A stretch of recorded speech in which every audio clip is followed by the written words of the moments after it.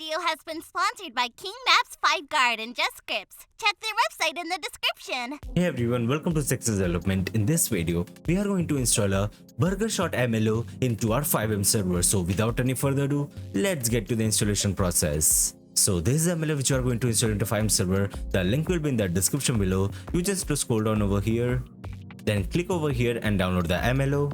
After downloading it, we have to extract the file into our FiveM resource folder.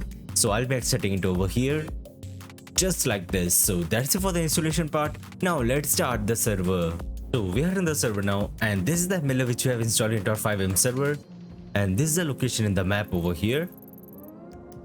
Now let's get inside the burger shot, and this is the first look of the burger shot over here. This is the reception over here, as you can see, and these are the sitting area.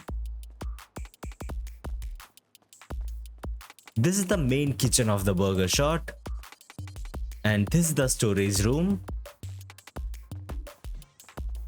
as you can see, and this is the fire exit over here, and these are the restrooms.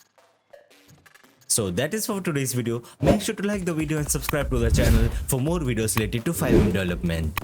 Goodbye.